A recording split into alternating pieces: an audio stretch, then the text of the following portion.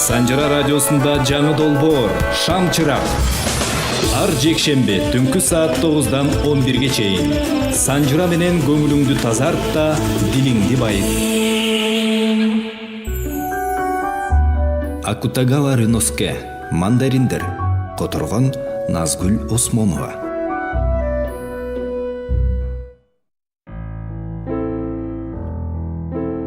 Жапон адабиятынын классиги Рюноске Акутагава 1892 жылы жарык дүйнөгө келгенине 10 ай болгон мезгилде апасы жиндиканага кабылып, ошол жактан асын өлгөндөн уламанын таекеси Митияки Акутагава багы өстүргөн.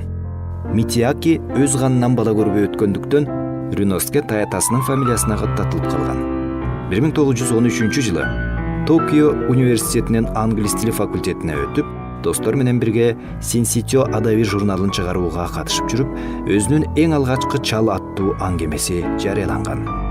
Ошондон тарта анын чыгармалары биринин артынан бири ийгилик жаратып, өз чыгармачылыгын дүйнө адабияты менен тез эле жуурулуштуруп кеткен. Бара-бара анын чыгармаларынын өзөгүн Жапон элинин мифологиялык түшүнүктөрү менен фольклордук казынадагы уламыш, анекдоттор түзгөн. Ал 1927 жылы дүйнөдөн кайткан. Санжыра радиосунда «Шам чырак». Дүйнө жана кыргыз адабиятынан тандалма чыгармаларды Санжыра менен бирге окуңуз. Акутагава Рюноске, мандариндер. Которгон Назгүл Осмонова. Сыртта кыштын түнөргөн суук күйгүмү өкүм сүрүп турган. Мен Экосукадан Токиого бараткан поезддин 2 класстагы вагонунун бурчунда отуруп, сапарга чыгууга карата берилүүчү ышкырыкты зеригүү менен күтүп отурдум. Вагондо электр жарыгын эбак жандырышкан менен негедир менден башка жүргүнчү көрүнбөйт. Атүгүл сырттагы жарым жартылай караңгы жүргүнчүлөр топтолуп туруучу аянтчада да негедир бүгүн узатуучулар жок. Бир гана темир капаска камалган иттин аянычтуу кыңшылаганынан башка үн угулбайт. Мунун баары менин ошондогу маанайым менен укмуштуудай дал келишип турду. Менин дүйнөмдө кудум кыштын карарган асманындай болгон сөз менен айтып бергис кусалык өкүм сүрүп турду. Колумду күрмөмдүн чөнтөгүнө салып жада калса, чөнтөгүмдөгү гезитти да окугум келбей, кыймылсыз олтурдум. Акыры көп күттүргөн ышкырыктын үнү чыкты. Жеңилденүү сезим менен терезеге кырына жөлөнүп, станция качан арттагыларын күтө баштадым. Аңгыча аянтча жактан топураган үндөр угулуп, үн угулгандан көп өтпөй эле текшерүүчүнүн добушу чыгып, менин вагонумдун эшиги шарт ачылып, тердеп кургап боргулданган 13-14 жаштардагы кыз кирип келди. Ошол замат поездда термеле түшүп, ордунан козголду. Аянтчадагы түркүктөр, арабага чегилген суу куйган чоң идиш, поезддеги ким бирөөгө баш ийип жүгүнүп жаткан жүк ташыгыч, булардын баары бууланган терезелерден көрүнбөй артта кала беришти. Ошондо гана жеңилдене дем алып, тамеки түтөттүм да маңдайымдан орун алган теги кызды карадым. Бул чыныгы айылдык кыз эле. Майланбаган кургак чачтары жөнөкөй гана артына таралып, чаарала болуп, жарылган беттери жагымсыз кызарган бул кыз мага жакшы таасир калтырган жок. Майланышкан жашыл моюн орогучунун учтары түшүп турган анын терезесинде чоң түйүнчөк жатты. Түйүнчөк кармаган кыздын үшүк алган колдорунда 3 класстын кызыл билети бар болчу.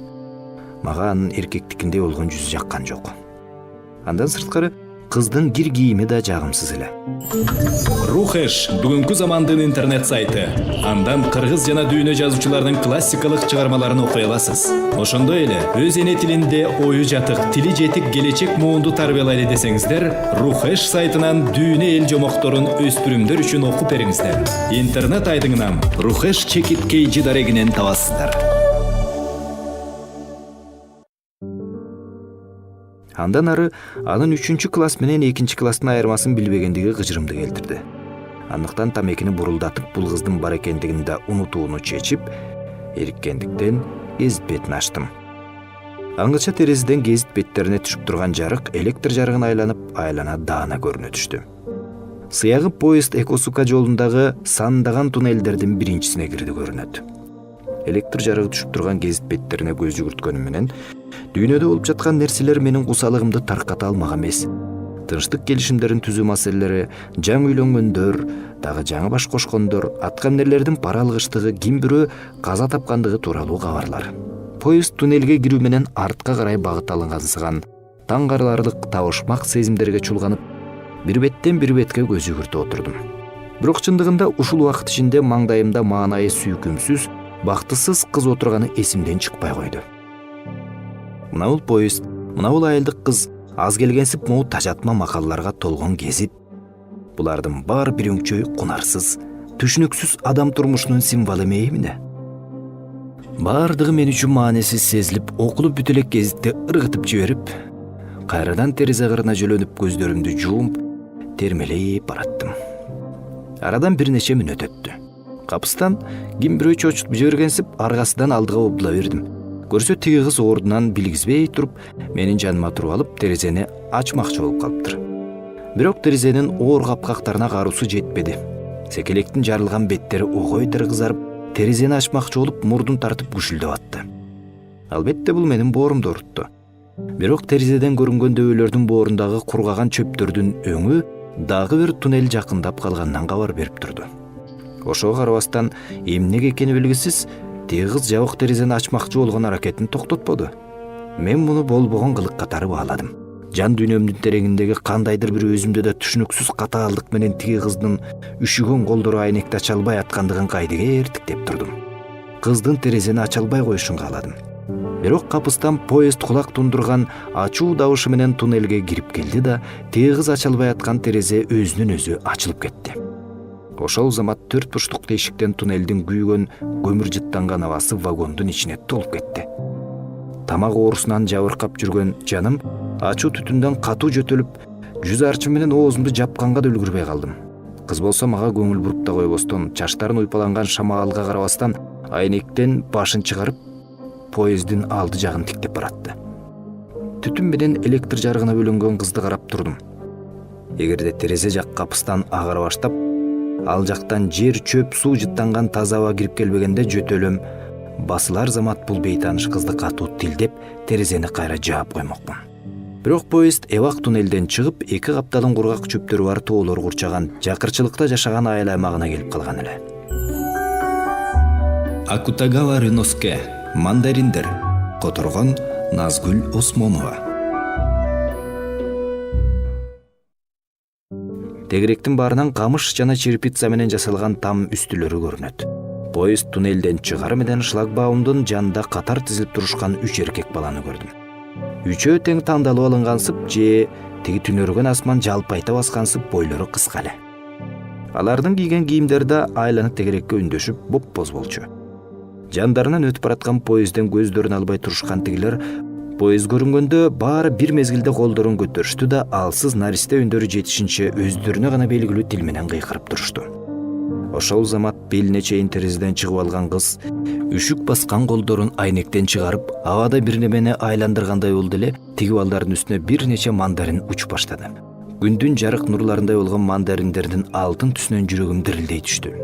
Мен аргасынан демимди ичиме катып тымып калдым. Ошол замат баарын түшүндүм. Бул кыз, бул эселек кыз иштеп акча таап келүү үчүн жол жүрүп бараткан өспүрүм кыз, аны жолго узатуу үчүн чыгышкан инилерине ыраачылык билдириш үчүн түйүнчөгүндө мандариндерди түйүп алган тура. Күйгүмгө чөгүп бараткан поезд чымчыктай чурулдашкан 3 наристе эркек балдар, аларга төгүлгөн мандариндердин алтын түсү мунун баары терезе сыртынан көз ирмемге гана жарк этти. Бирок менин жан дүйнөмдө бул көрүнүш эзели эстен кеткистей болуп, бекем орун алып калды. Анан да мени кандайдыр бир жарык сезим, түшүнүксүз бир туйгу каптап өткөнүн туйдум. Толкундануу менен башымды көтөрүп, кызды башкача көз менен карадым. Өз ордуна кайтып келген секелек мурдагыдай эле жарылган жаактарын жашыл жүндөн токулган моюн орогучуна катып, бошоп калган түйүнчөгүн тизесине коюп, 3 класстын билетин колуна бекем кысып баратты. Ошондо гана өзүмдүн бүт денемди эзген себеби белгисиз чарчоогум таркап, бир өңчөй кунарсыз, түшүнүксүз адам турмушуна болгон жек көрүүм кандайдыр жоголгонун түшүндүм.